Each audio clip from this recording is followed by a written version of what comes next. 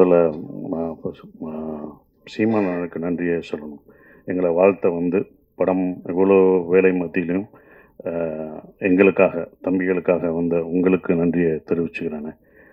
நீங்கள் படம் பார்த்து எங்களை வாழ்த்துனது வந்து ரொம்ப மறக்க முடியாத ஒவ்வொரு வார்த்தையும் மறக்க முடியாமல் இருக்குது. அதுக்கு உங்களுக்கு நன்றியை தெரிவிச்சுக்கிறேன். நானும் சரவணனும் அவ்வளோ இஷ்டம். நீங்கள் சொன்ன வார்த்தைகள் ஒன்றொன்றும் உண்மை.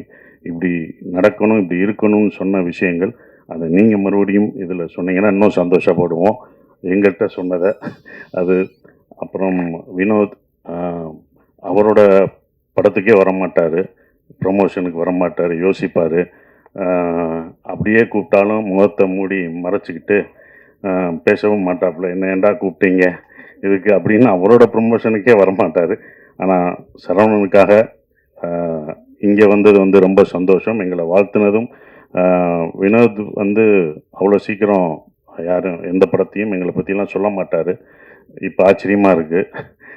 சொன்னது ரொம்ப சந்தோஷமாகவும் இருக்குது. ஸோ அப்படி ஒரு படத்தில் நான் பண்ணியிருக்கோம் அப்படின்ற ஒரு விஷயம் சந்தோஷமாக இருக்குது. சந்தோஷ் எல்லாருக்கும் என்னுடைய நன்றியை தெரிவிச்சுக்கிறேன். வந்த அனைவருக்கும். இவங்கெல்லாம் சரவணோட நண்பர்கள், அவங்க எல்லாருக்கும் நன்றியை தெரிவிச்சுக்கிறேன்.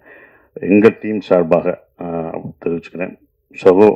சவுந்தரகனி சகோ வர முடியாத சூழலாக இருந்தது, அது எனக்கு தெரியும். அது வந்ததுக்கும் நன்றி. பாலா சக்திவேல் சார், ஹீரோயின் எல்லாருக்குமே என்னுடைய நன்றியை தெரிவிச்சுக்கிட்டு ஒரே ஒரு விஷயந்தான் சொல்லணும். நான் அடிக்கடி சரவண பக்கமெல்லாம் எனக்கு ஒரு வசனம் என் படத்துலேருந்து ஞாபகம் வரும். உங்கள் நேர்மை எனக்கு ரொம்ப பிடிச்சிருக்கு அப்படின்னு சொல்கிறது. அதுதான் சரவண பக்கமாக அந்த நேர்மை எனக்கு ரொம்ப பிடிச்சிருந்தது. இந்த படம் சரவணோட பொதுவாக எனக்கு சரவணன் எப்படி பிடிக்கும்னா, மற்றவங்க பிரச்சனைனா குடும்பம் பொண்டாட்டியெல்லாம் விட்டுட்டு போய் முதலாக போய் நிற்கிற ஒரு ஆள் தான் சரவணன்.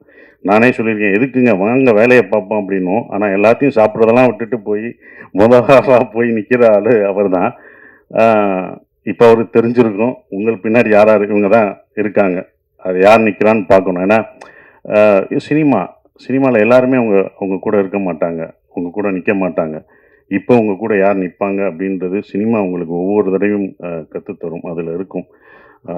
உங்கள் கூட எப்போதும் நாங்கள்லாம் இருந்தாலுமே எப்போதும் கடைசி வரைக்கும் நிற்கிறது உங்கள் மனைவி தான், கலா அக்கா தான். அந்த ஓரமாக நின்று ரசிக்கிறாங்க பார்த்தீங்களா? எந்திரிங்க, இப்போயாவது எந்திரிங்க. அவங்க தான் இந்த படத்தில் எங்களோட கஷ்டப்பட்டது. நான்லாம் கிடையாது, அந்த அடியெல்லாம் ஒன்றுமே இல்லை.